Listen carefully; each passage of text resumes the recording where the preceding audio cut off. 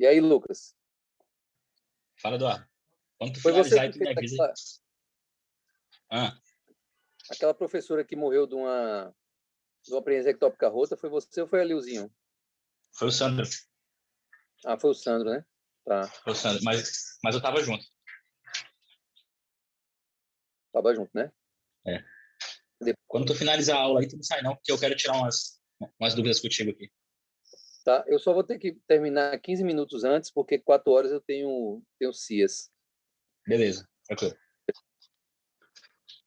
Então, a imagem, né? Foi feito um procedimento cirúrgico, a gente pulou aí o procedimento cirúrgico, mas foi retirado aí essa massa, e pelas características você observa que é uma massa bem delimitada, né? Superfície lisa, uma vasculaturazinha bem delgada, né?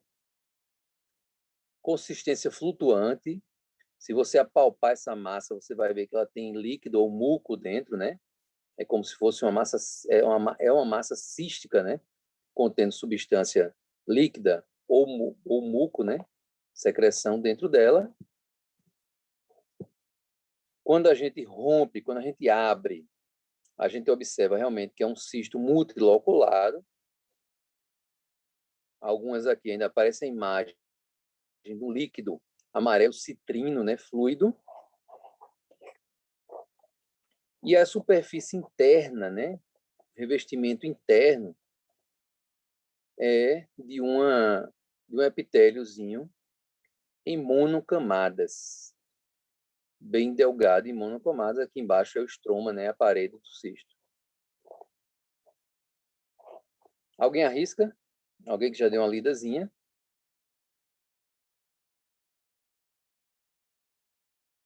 Professor, perdão, onde que foi encontrada essa massa? Baixo o ventre. Se eu disser Mas o local... dentro do útero? Não. Ovariana.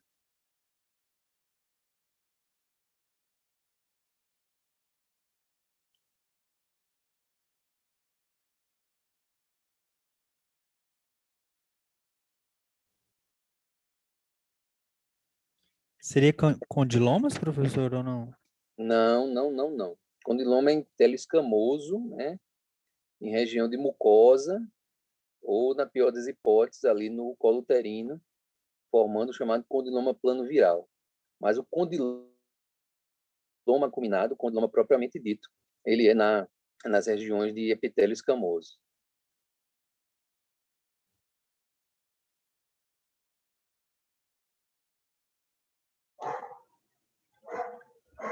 O ovário, ele tem um revestimento, né, milleriano, né? E ele também tem células totipotentes, que são células germinativas, que são aquelas células que vão formar um óvulozinho e vão se juntar ali na tuba uterina com o espermatozoidezinho, que vão formar o blastocisto, vão migrar ali para, normalmente, né, vão migrar para a cavidade uterina, se implantar, geralmente lá no fundo, e gerar um novo ser. Como o ovário, ele tem a capacidade, digamos assim, pela presença dessas células totipotentes, né, dessas células indiferenciadas, que elas podem se tornar qualquer tipo de célula, não é à toa que um óvulo, né, junto com o espermatozoide, vai gerar um ser vivo, né, com todos os seus tecidos, né, com todas as suas inúmeras particularidades bem específicas, né, bem caprichosas, né. Dessa forma, o ovário ele pode apresentar lesões extremamente curiosas, né? Porque essas células elas podem desenvolver qualquer tipo de outros tecidos. No caso específico, é uma lesão que surge por uma invaginação do revestimento de superfície do ovário. Não é do estroma, não é das células germinativas, é da superfície do ovário. E eles têm, essa superfície do ovário, eles têm potencial por vir da mesma linha germinativa tanto do revestimento glandular da endosservice, como endometrial, como do revestimento daquelas fímbrias que a gente viu, tubárias, elas podem desenvolver 3 tipos principais de grandes lesões císticas, cada um tendo o seu espectro de maior potencial de malignidade. A mais comum são os chamados cistadenoma ovariano seroso, tá?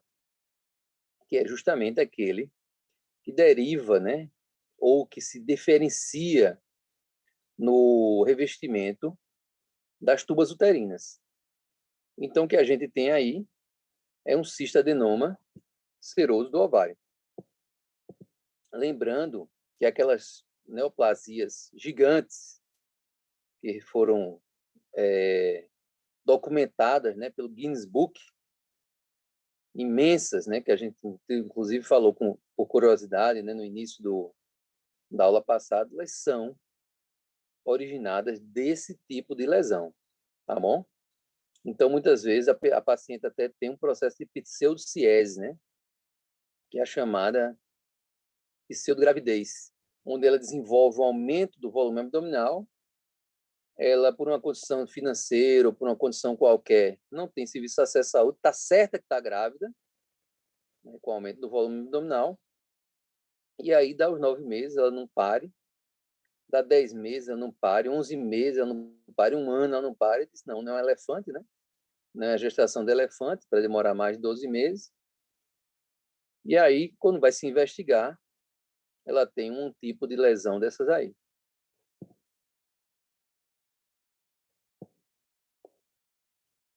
Para a gente entender essa parte da fisiologia, né, do endométrio, a gente tem que entender um pouco dessa fisiologia envolvida no ciclo menstrual. Então, um ciclo menstrual normal, ele tem, em média, 28 dias, onde a primeira metade representa uma fase proliferativa e a segunda metade, a chamada fase secretora, sendo que no início dessa fase proliferativa a gente tem os dias de menstruação, né? A fase menstrual, que varia de mulheres para mulheres, mas geralmente fica ali entre 3 a 5 dias. Em um ciclo menstrual normal, de 28 dias, a ovulação ocorre no 14º dia, ou seja, na metade do ciclo, onde você tem um pico de LH, fazendo com que esse óvulo seja estimulado a ser liberado, né? Inclusive, existem métodos, né, para quem deseja engravidar e tem, às vezes, dificuldade de engravidar, de tentar fazer tentar aferir o dia exato onde a mulher está ovulando, que seria onde ela tem 1 grau de temperatura a mais na temperatura basal. A temperatura basal é o termômetrozinho ali no ânus, né? Então, você vai medindo a temperatura da mulher dia após dia. Quando ela tiver 1 grau a mais, provavelmente é o dia da sua ovulação. Professor, eu ouvi dizer que é na vagina que, assim, que põe, né? Não no ânus. Dá também na vagina? Não, então, preconceito com o ânus. Então, preconceito com o ânus. Mas quando a gente fala em temperatura basal, é a temperatura no ânus. Então, a maioria das mulheres, a grande maioria das mulheres, tem ciclos menstruais regulares de 28 dias. Tem mulheres que podem ter 30, tem mulheres que podem ter 32, tem mulheres que podem ter 26. É anômalo? Não. Se ela tiver essa regularidade. Todo mês a mulher tem 30 dias de ciclo, ela anota no calendário uma média e ela observa que todo mês o ciclo dela são 30 dias. Então, o ciclo fisiológico para ela é um ciclo de 30 dias. Da mesma forma, se ela tiver um ciclo de 26 dias. Obviamente, ela não vai ovular no 14º dia. Se ela tem 26 dias, a ovulação dela vai ser no dia 13, né? No 13º dia. E se ela tiver de 30 dias, a ovulação dela vai ser no 15º dia. Agora, se um mês ela menstrua, ela tem um ciclo de 30 dias, no outro de 26, então ela tem um ciclo menstrual irregular. A famosa tabelinha, né? A tabela, o método contraceptivo de... Tem um nomezinho, ó, não sei o quê, esqueci. Mas aquela tabela que o pessoal muito critica, né? Ah, eu conheci tantas meninas que engravidaram fazendo tabelinha, aquilo é uma porcaria, aquilo não serve para nada, e não sei o que mais lá. A tabelinha é um dos melhores métodos contraceptivos se feito de forma correta. O grande problema é que ela não serve para mulheres que têm ciclos irregulares e ela tem que ser calculada, ela só pode ser adotada após a mulher anotar o número de dias que ela tem no ciclo menstrual durante um ano. Porque se ela percebeu que ela tem um ciclo menstrual, onde a maior parte dos ciclos são de 30 dias, ela tem que fazer essa tabela baseada em 30 dias. Se ela tem a maior parte de 26 dias, ela tem que fazer essa tabela baseada num ciclo de 26 dias. Não é todas, a maior parte tem 28 dias, mas não são todas. Então, a partir do momento que você descobre sua média de dias de menstruação, você pode imaginar qual dia você está ovulando. E aí tomar os devidos cuidados, né, que é evitar relações ou ter relações protegidas, né, preservativo, tantos dias antes e tantos dias depois da ovulação. Que, salvo engano, são 3 dias antes e 5 dias depois da ovulação. Alguma coisa desse tipo. Então, é um método super eficaz, muito eficaz. Mas lembrando que não vale para quem tem ciclo irregular e antes a pessoa tem que fazer sua média de ciclos menstruais. Professor, eu digo que eu sou uma exceção, viu? Que meu ciclo sempre foi assim, regularzinho, 28 dias, mas a minha ovulação sempre foi no 10º dia. E nessa última vez, eu ovulei simplesmente depois de 6 dias da minha menstruação, porque, na verdade, eu sinto minha ovulação porque me dá uma dor, sabe? Eu fico dolorido o dia inteiro. Então, eu É a sinto quando eu ovulo. da superfície ovariana, né? Algumas mulheres sentem até o ovário que está ovulando. Dolorido. Você sente à esquerda ou à direita. Você sabe exatamente o ovário que você está Sim, ovulando. Porque eu quando sei. ele forma aquele folículozinho, que ele rompe, né? E vai ali, É. as fibras da tuba captam ele, a pessoa consegue sentir muito bem. É um grande risco para você a tabela, porque, na verdade, sua ovulação é irregular. Então, Ela provavelmente, sempre se adiantou. você tem os hormônios, né? Sua curva de hormônios é diferente do que preconiza no ciclo menstrual. Então, é diferente. É um risco imenso, né? Se não usar outro método contraceptivo, vai engravidar aí sem querer. A mesma coisa, uma paciente que eu atendi há pouco tempo, e ela disse, a gente está tentando ter filho, eu quero que o senhor peça um espermograma do meu marido, eu quero que o senhor peça meus exames, ultrassom, não sei o que, a gente não consegue engravidar. Aí eu perguntei a ela, você está fazendo anotação do seu ciclo menstrual para saber o dia certo que você tem que ter relações sexuais? Ela, não. Você está tendo relações sexuais aleatórias? É. Eu digo, a chance é muito pequena, porque se você souber mais ou menos a época que você está ovulando e você priorizar as relações naquele período, a sua chance vai aumentar muito mais do que você está tendo relações sexuais aleatórias. E aí eu orientei bem direitinho esse ciclo, como era, para ela fazer essa anotação para poder engravidar. O meu primeiro menino, que minha esposa engravidou, a gente nem estava assim, planejando, nem prevenindo, nem nada. Eu tinha 2 anos de casado. Mas quando a gente foi ter a menina, a gente fez a previsão direitinho dos dias de ovulação.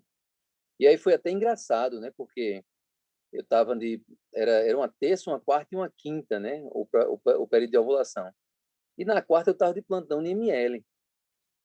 Aí eu cheguei para os colegas, aí disse, olha, era inclusive o doutor Sidraque, né? Que é um coroa já bem sério. Eu disse, olha, doutor Sidraque, eu vou ter que ir em casa agora.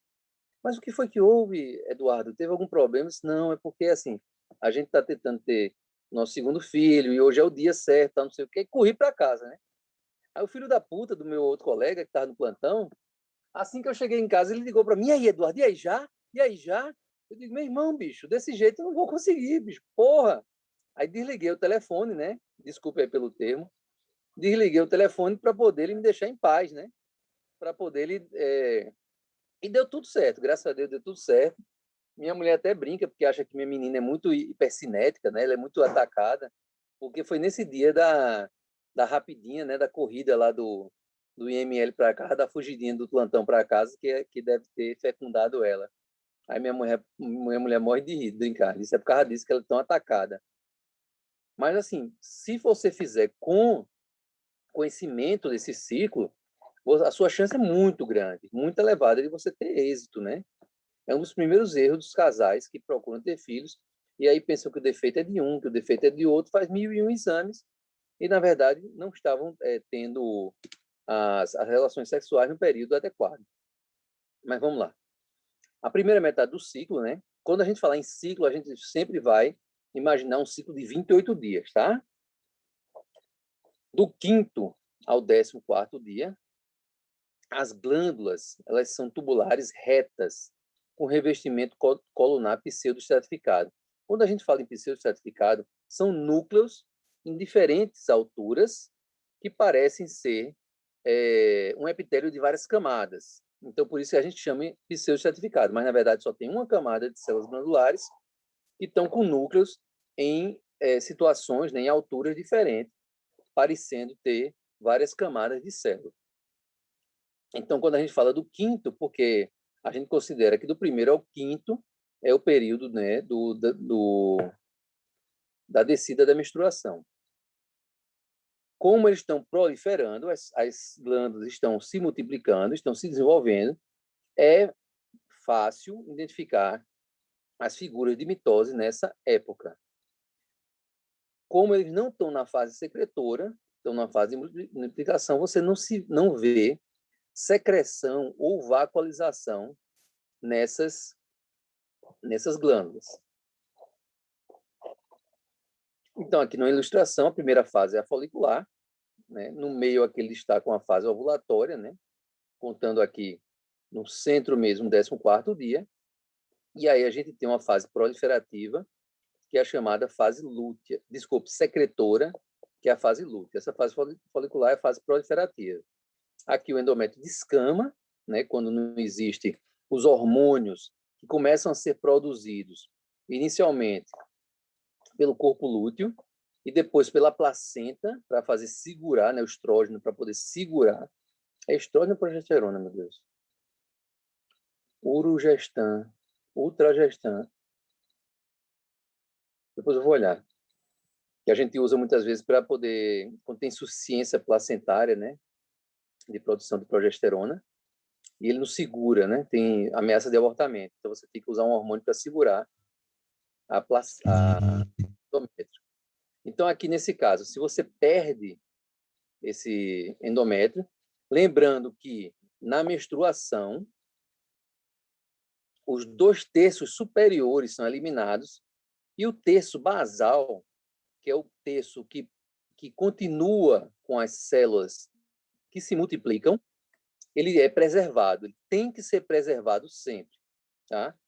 Ocasionalmente, através de uma iatrogenia, ou seja, um procedimento médico que gera mal ao paciente, nos casos de curetagem uterina, ocasionalmente o médico pode ser um pouco mais, digamos assim, robusto, né? Um pouco mais forte no seu procedimento e retirar esse terço inferior e tornar a paciente estéril, né? Sem poder produzir o seu endométrio.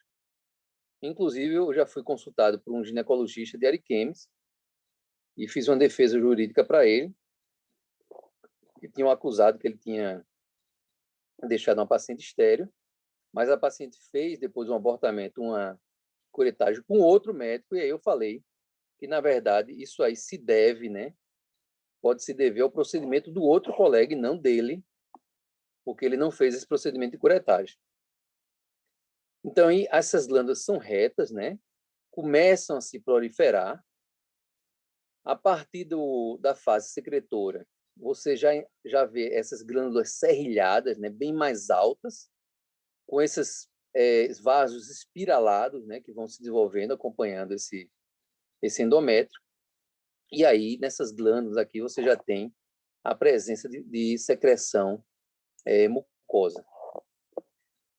Um dado curioso, que a gente, inclusive, no anatomopatológico de raspados uterinos, a gente pode aferir uma data exata do ciclo menstrual, é o 14º dia, quando, abaixo dos núcleos das células glandulares, você vai ter a presença de vacúolos subnucleares. Isso é bem característico do 14º dia, lembrando, no 14º dia de um ciclo de 28 dias. Tá? E, algumas vezes, pacientes com dificuldade para engravidar, quando a gente faz esse raspado, né? O ginecologista faz o raspado e a gente faz o exame, a gente encontra endométrios em fases diferentes. Você pode encontrar o endométrio tanto na fase proliferativa como na fase secretora, caracterizando uma patologia chamada descamação irregular do endométrio, que hoje o pessoal usa mais como endométrio uterino disfuncional. Ou seja, ele responde de forma irregular ao estímulo hormonal. Vai ter área que, com aquele estímulo hormonal, vai estar secretando, e outras áreas, com aquele estímulo hormonal, vai estar proliferando. Então, muitas vezes, dificulta a questão da fecundação, sendo necessário, muitas vezes, o uso de alguns tipos de hormônio para poder conseguir regular esse processo aí de proliferação do endométrio.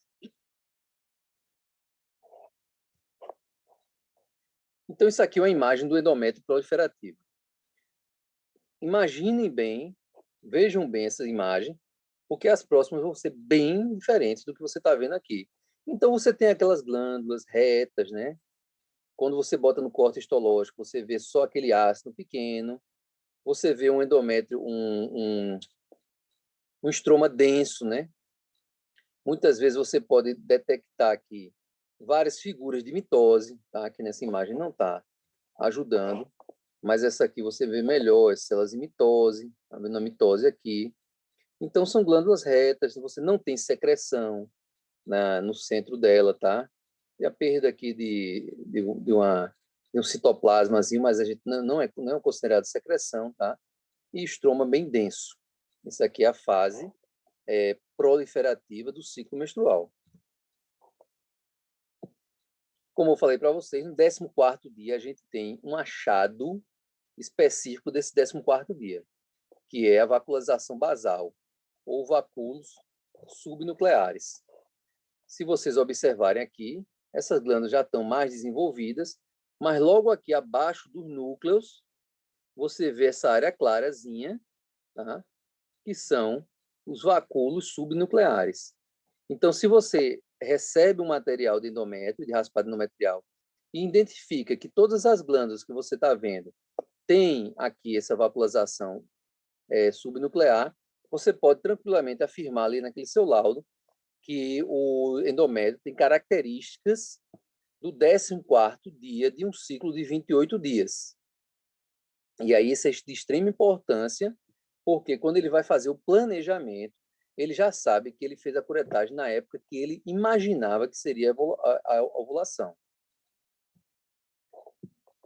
Na fase secretora, as glândulas são longas, tortuosas, denteadas, né? E tem secreção interluminal, secreção na luz dela. Próximo ao período menstrual, identifica-se a presença do infiltrado inflamatório no póreo, né?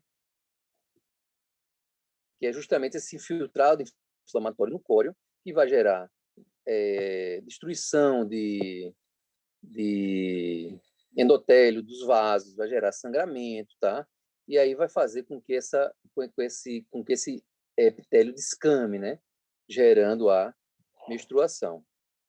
Diferente do que a gente viu lá, a gente tem essas glândulas tortuosas né? Nesse corte aqui, ele está um corte transversal, mas você vê que praticamente você tem muita glândula em relação ao parênquima, diferente daquela outra, você tem secreção aqui na maior parte delas.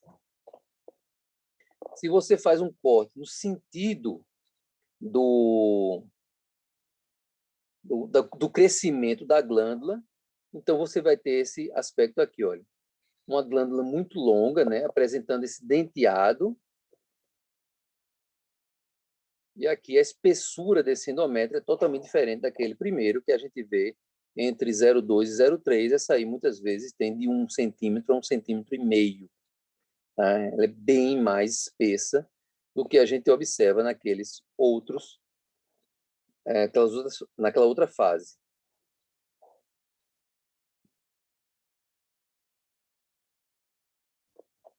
Estou apresentando aqui. O que é um ciclo anovulatório? Quando a paciente ela tem seus ciclos menstruais e não tem a fase da ovulação, ela não consegue ovular, ou seja, são pacientes que são inférteis, porque não tem a fase ovulatória. Então, se você tem estímulo estrogênico excessivo e prolongado, você pode ter ciclos anovulatórios. Qual é o princípio que a gente usa? Qual é o princípio que se usa principalmente nesses estímulos estrogênicos excessivos e prolongados? Qual é a medicação que se utiliza disso?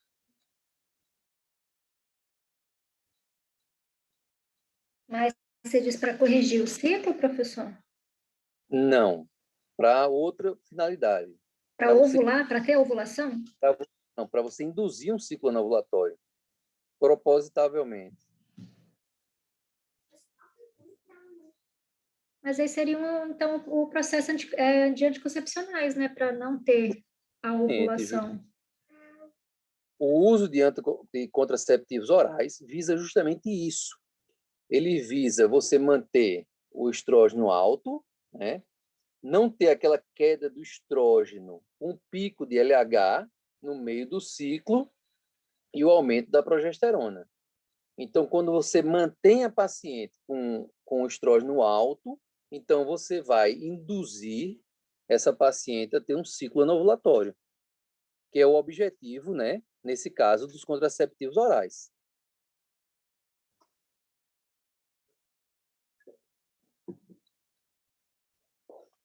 Distúrbios endócrinos, né, também, lesões no próprio ovário ou distúrbios metabólicos também podem ser causa de ciclos anovulatórios.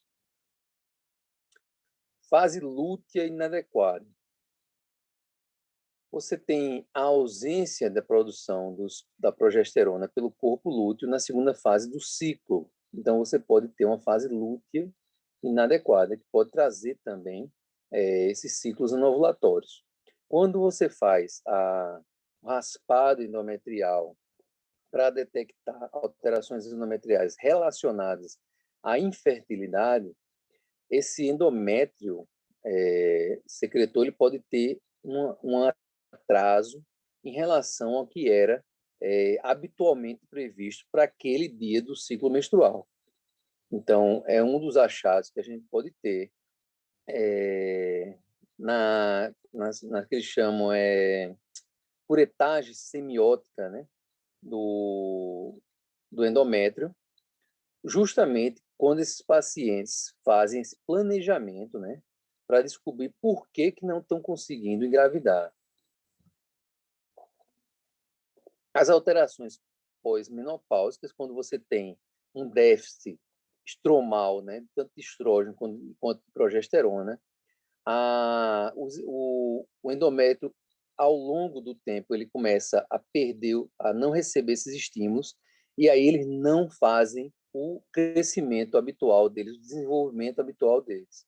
E aí é o que a gente chama de endométrio atrófico cístico. Ele pode ser só endométrio atrófico quando você tem uma camada bem delgada de epitélio, constituído praticamente de estroma e uma ou outra glândula isolada no corte histológico, ou você pode ter esse processo de cistificação dessas glândulas, fazendo com que você tenha Eu pensava que tinha uma imagem agora. Aí você vai ter as imagens que a gente viu, principalmente naquele início lá, onde você tem vários ácidos dilatados lá, e sem formar essas alterações induzidas pelo hormônio. Alterações menstruais induzidas pelo uso de contraceptivo orais, né? Os novos contraceptivos, eles têm uma tendência a usar doses mínimas de hormônio, né? Mantendo a mesma eficácia, sem o risco, né, de você ter alterações tem o risco de ter ovulação, porém minimizando outros efeitos que a paciente pode ter, como a questão dessa decidualização, que você pode ter um espessamento maior do, do, do endométrio, pode ter a formação de pólipos endometriais, quando você tem estímulos longos, de longas datas. A paciente, às vezes, quando suspende o contraceptivo, pode demorar a restituir o seu ciclo habitual, e esses contraceptivos de baixas doses, eles diminuem esses efeitos. Então, a imagem diferente do que a gente viu lá, a gente tem aqui a superfície endometrial, onde você identifica um ácido aqui, outro aqui, um grande ácido aqui do lado de cá, dilatado. Então, isso aqui é o que a gente chama de endométrio atrófico cístico. Quando ocorre esse endométrio atrófico cístico? Além das pacientes idosas, das pacientes menopausadas.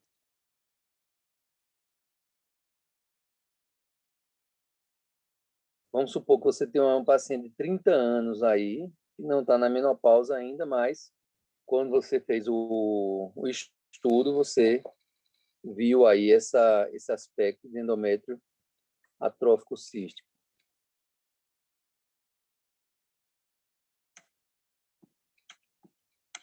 Se a mulher não ovular, ela teria essa característica também? Não, se a mulher não ovular, mas ela mantiver o seu ciclo menstrual hormonalmente ativo, ela não terá essa característica, tá? Muitas vezes ela vai ter as características de uma das fases do ciclo, geralmente da fase proliferativa, tá? Vai ficar estacionado naquela fase proliferativa, e esse estroma ele fica bem edemaciado, o que a gente chama de transformação decidual. Ele fica formando uma decídua.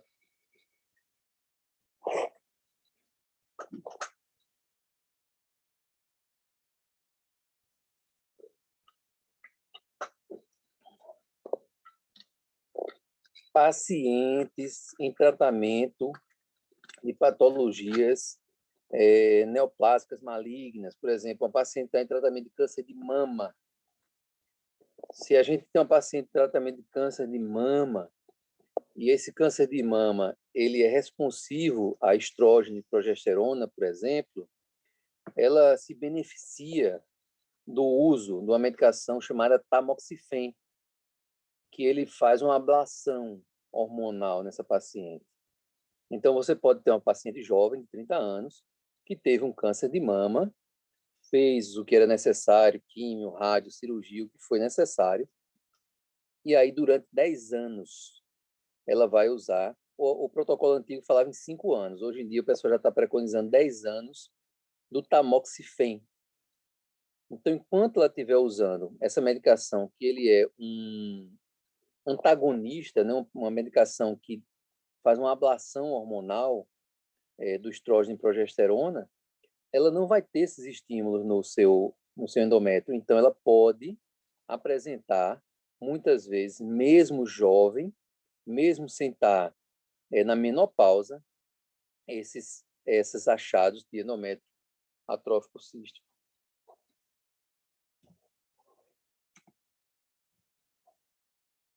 Mais uma imagem, só para fixar melhor. Então, essa aqui praticamente só tem glândulas císticas extremamente dilatadas. Uma patologia que é relativamente frequente, né?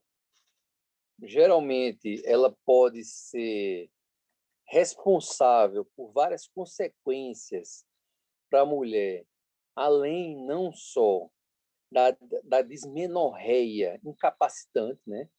Dismenorreia é dor durante a fase menstrual. Além dela ter essas dismenorreias incapacitantes, né? Ela pode também se tornar infértil, né? Por causa, muitas vezes, da dificuldade que o óvulo vai ter de chegar ao espermatozoide e também de se migrar para a cavidade uterina. Então, dependendo da localização dessa endometriose, ela pode trazer essas consequências. Por definição, endometriose é a presença de tecido glandular endometrial em uma localização ectópica, fora do útero. Por ordem de frequência, a gente vai ter nos ovários, nos ligamentos uterinos, no septo retovaginal, no peritônio pélvico, em cicatrizes de laparotomia, mais raramente em umbigo, vagina, vulva e apêndice. Existem duas teorias para explicar a endometriose. A mais comum e a mais, digamos assim, bem documentada, bem caracterizada, é da menstruação retrógrada, ou seja, quando a paciente, durante seu período menstrual, durante aquelas contrações uterinas, né, para expulsar, né, que o fluido menstrual ele funciona como se fosse um corpo estranho dentro da cavidade uterina. E aí ela tem contrações visando expulsar esse fluxo menstrual. Então, da mesma forma que ele contrai o útero e esse útero expulsa para o colo uterino e para a vagina o fluido menstrual, ele pode também refluir, regurgitar para as tubas uterinas e das tubas uterinas se implantar na própria tuba uterina e se implantar também no ovário e em toda a superfície ali da cavidade da cavidade pélvica, onde ele consiga um sítio, digamos assim, fértil, né, para poder se proliferar. Então, a teoria metastática, né, chamada de teoria de regurgitação e implantação. Da mesma forma, a teoria metaplásica, ela explica que alguns tecidos com a mesma origem embrionária, né, do revestimento do epitélio endometrial, glandular endometrial, eles podem se transformar, ou seja, um epitélio, como do exemplo da superfície ovariana, que tem a mesma origem mileriana, ele pode simplesmente sofrer uma transformação e se tornar tecido endometrial. Tá? Existia uma teoria, uma terceira teoria nos livros mais antigos, que explicava, né, mas ela foi, digamos assim, abrangida pela primeira teoria, né, da metastática, regurgitação e implantação, onde não conseguia explicar, por exemplo, a presença de tecido endometrial em pulmão. Então, você podia ter endometriose em tecido pulmonar. A literatura descreve endometriose em mucosa nasal, por exemplo. Tem um paciente que sangra pelo nariz, quando vai lá para o otorrino, que faz aquela retirada daquele tecido que sangra, quando vai para o anatopatológico, aparece nada mais, nada menos do que glândulas endometriais. Então, eles foram abrangidos aí nessa teoria, na primeira teoria, na teoria metastática da regurgitação e implantação. Tá? Mas não explica totalmente justamente essas que aparecem em áreas distantes, principalmente quando não tem contiguidade com a cavidade pélvica abdominal. Porque se ele reflui para a cavidade pélvica, ele está ali dentro já da cavidade abdominal, então ele pode ficar em cima do alço intestinal, ele pode ser em cima do apêndice, pode se fixar no peritônio visceral e no peritônio parietal também. Como os pólipos endometriais, como o pólipo a gente já viu praticamente tudo, né? Já viu em todos as mucosas aí, em todos os epitélios que a gente já estudou até agora. Então, essas massas, né, podem se projetar no interior dessa cavidade endometrial, formando essas projeções polipóides, e podem ter dois tipos principais: o hiperplásico, né, que é o mais comum, né, quando você tem essa proliferação, e aqueles que têm epitélio endometrial funcional, ou seja, aqueles que respondem ao estímulo hormonal, fazendo muitas vezes com que gere sangramento, né, dessas massas presentes aí no interior da cavidade endometrial. Uma curiosidade que a gente esqueceu de falar, que é o conceito da adenomiose. O que é adenomiose para vocês? Bem próximo aqui da endometriose. Só substituiu o endometriose pelo adenomiose. O que seria? O que é que seria esse conceito de adenomiose?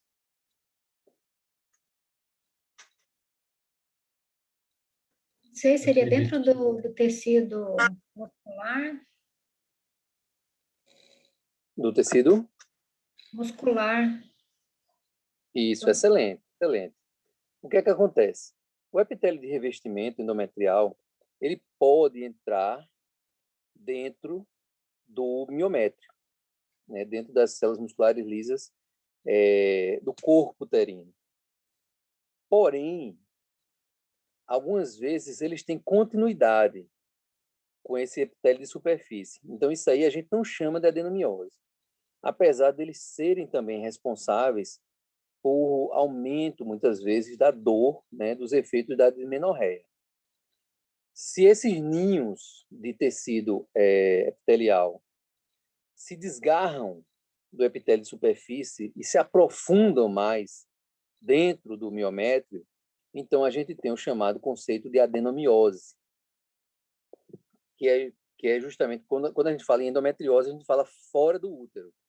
Quando a gente fala em endometriose, em adenomiose é quando é a endometriose dentro da musculatura lisa do corpo uterino.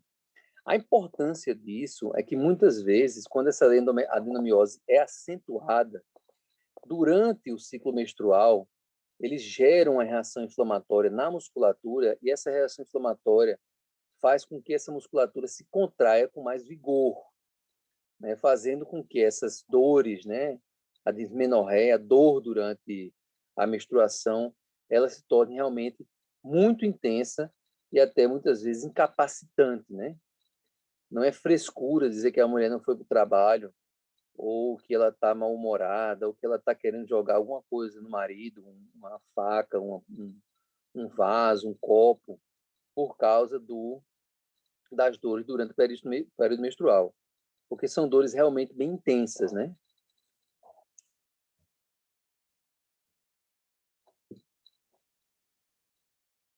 O conceito a seguir é o conceito da hiperplasia endometrial.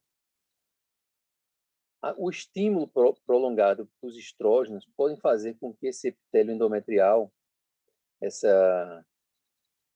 revestimento, né, da mucosa endometrial, possa sofrer hiperplasia. Em alguns casos, as hiperplasias endometriais, elas podem ser, digamos assim, relacionadas intimamente com o risco para progressão para o carcinoma endometrial, né? As hiperplasias simples e até mesmo as hiperplasias complexas, as simples elas são muito tranquilas, não estão com incidência aumentada para o risco de carcinoma uterino, desculpe, carcinoma de endométrio.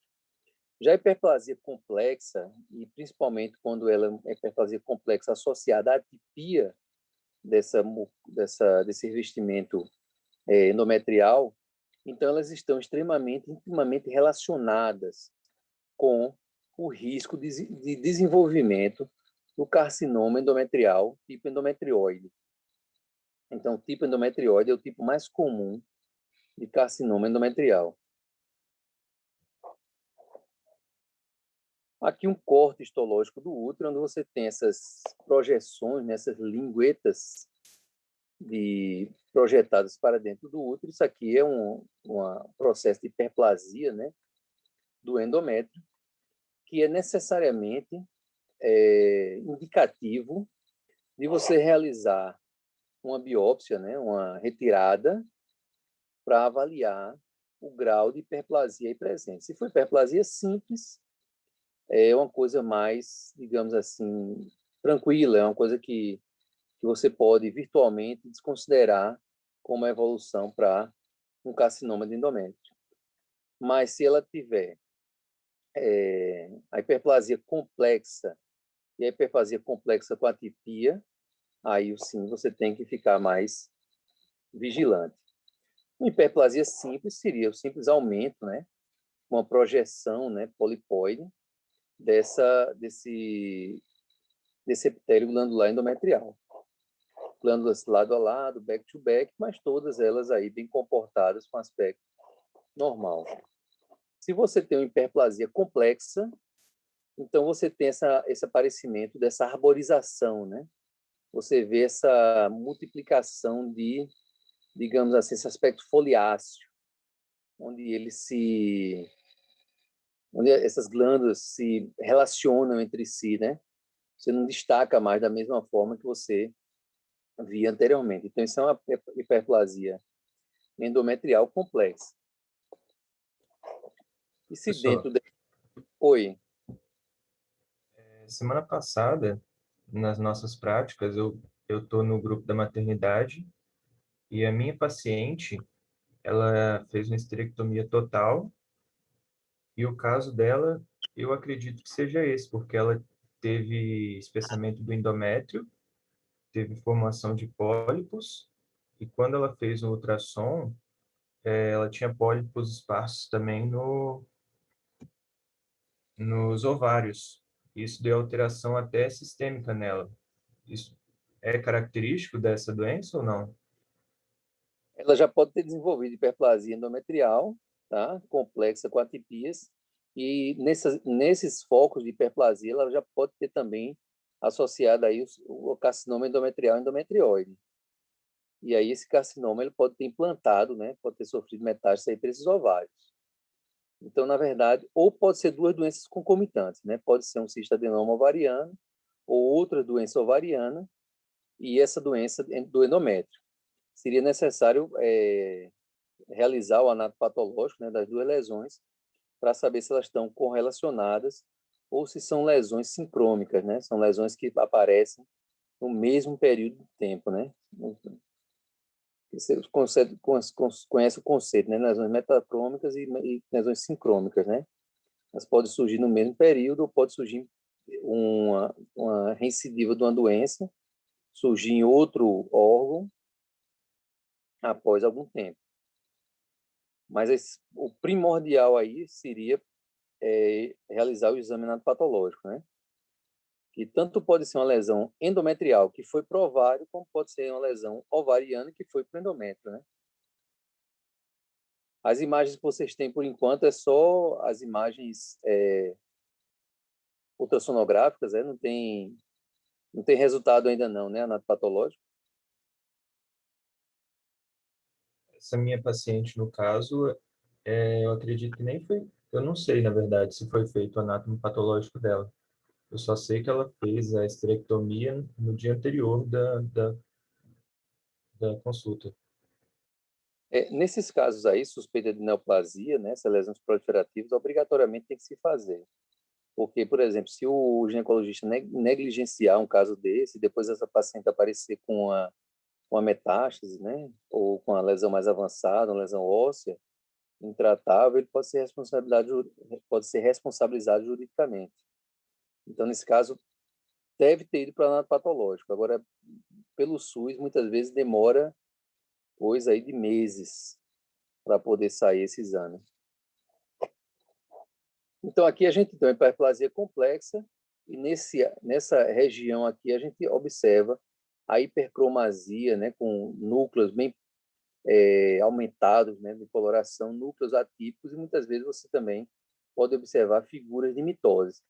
Então, esse aqui é o que a pessoa não pode negligenciar de forma alguma, porque mesmo nas áreas de hiperplasia complexa, com atipias, você pode ter algumas dessas regiões aí já com área de invasão, caracterizando carcinoma de endométrio. O carcinoma de endométrio é uma lesão incomum, né, abaixo de 40 anos. Está relacionado com pacientes que têm obesidade, diabetes, hipertensão, pacientes inférteis. Ela pode se manifestar como uma lesão polipoide localizada ou uma tumoração difusa infiltrando toda a região endometrial. A maior parte dos carcinomas de endométrio são adenocarcinomas. E o sangramento pós-menopausa, o espessamento, como você falou aí, o espessamento do endométrio ao exame ultrassonográfico são praticamente suspeitas muito fortes. Como eu disse, até que se prove o contrário, se trata de pacientes com carcinoma de endométrio. No estadiamento, a gente tem o estágio 1, né, onde o câncer está confinado ao corpo uterino. O 2, quando ele já atinge o corpo e o colo. O estágio 3, já houve uma propagação para fora do útero, né? Não tá mais só limitado ao corpo e colo, mas, porém, ainda se encontra ali naquela região da pelve verdadeira, né? E quando ela atinge, né, outros órgãos circunvizinhos, como a bexiga e o reto, a gente já pode considerar como estágio 4. Tumores de miométrio, isso aí é extremamente comum. Isso aí eu vou levar um útero para vocês, para a gente fazer uma aula prática no laboratório lá, que é muito comum.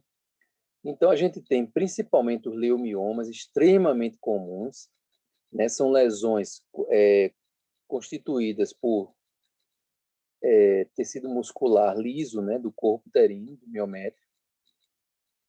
São lesões de crescimento lento, ou seja, elas afastam o seu tecido muscular circunvizinho, arredondados, bem delimitados, têm a consistência bem firme, né, bem endurecida, e eles são cinza brancacentos.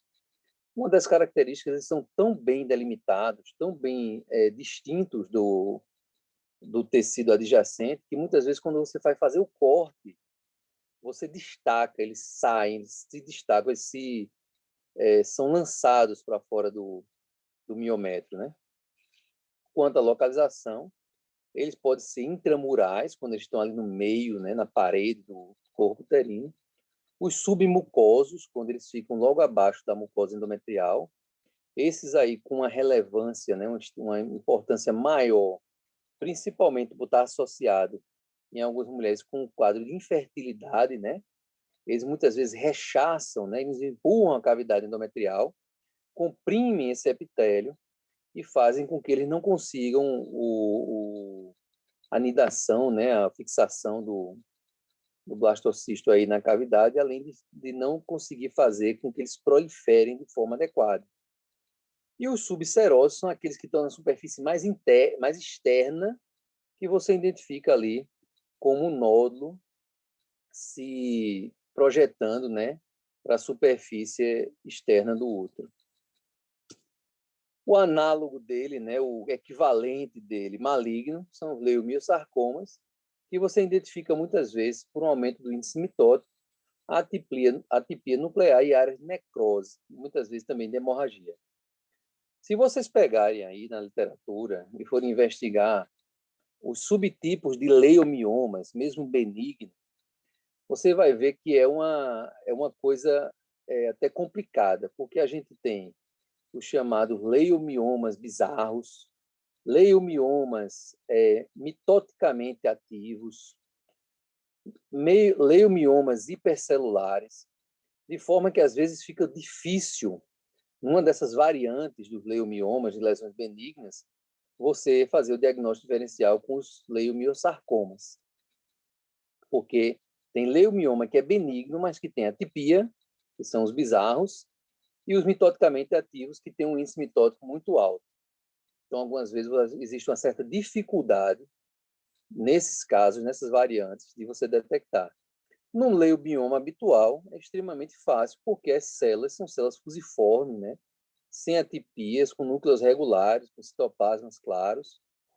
E aí ele é bem semelhante mesmo ao da mucosa do tecido circunvizinho. Aqui a gente tem um exemplo, né? Um corte de um corpo uterino. E aí a gente tem aqui um miominha submucoso, né? Tá projetado aqui para a cavidade endometrial. E aqui a gente destaca o problema da infertilidade, e muitas vezes ele não deixa chegar aqui, né? Está aqui muito próximo à inserção aqui da tuba uterina, né? Da entrada da tuba uterina aqui na mucosa. E aí ele não deixa, e até por um efeito mecânico, ele não deixa aqui o concepto se aderir, né? Aqui a gente tem um intramural, vocês observam aqui. Se você tem muitos desses intramural de tamanhos pequenos, geralmente eles cursam muitas vezes de forma assintomática. E aí aqui a gente tem uma diversidade, né? A gente tem 2 submucosos, tem esse intramural, esse intramural, esse intramural, e 2 aqui subserosos, né? Se a gente tivesse subseroso, que eu digo que é um aqui, que está cortado ao meio, e esse daqui. Se a gente tivesse a imagem da externa, né, desse útero, a gente veria que eles se projetam para a área externa do útero. E quando a gente vê o corte, né, histológico, a gente observa o que a gente chama de aspecto fasciculado, né? Você vê esse entremeado de células musculares lisas, muitas vezes em orientações diversas, né? Diferente do que você vê no normal, onde tem geralmente uma única orientação, né? Isso aqui é o leiomioma, que você tem uma orientação, e aqui é a área onde você tem o leiomioma. Esse leiomioma, muitas vezes, pode sofrer isquemia, né? Eles descolam, né, da área externa dele. A vasculatura geralmente é uma vasculatura bem delicada, bem fina, e aí eles podem hialinizar. Eles necrosam, né? E hialinizam aí. Ok. Vou tentar disponibilizar, vou pegar aqui. E aí forma essa área aqui acelular, né? Só formada por esse tecido hialinizado. Aqui, quando você tem um pólipo se projetando para a cavidade endometrial, mas na superfície desse pólipo você tem áreas de necrose, de hemorragia, então aqui macroscopicamente você já tem a suspeita de um carcinoma de endométrio.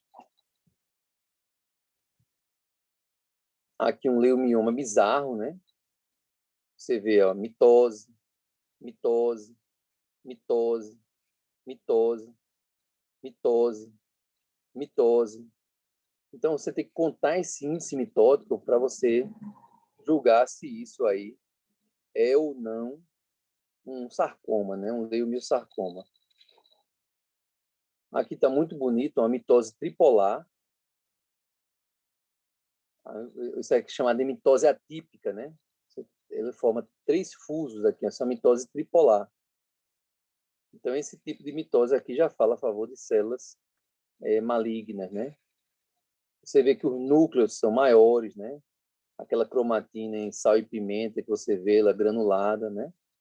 Aqui você vê uma binucleação, inclusive aquela formação de olhos de coruja, né? Com nucleolo bem evidente, tá? Isso aqui já é o chamado leiomiosarcoma.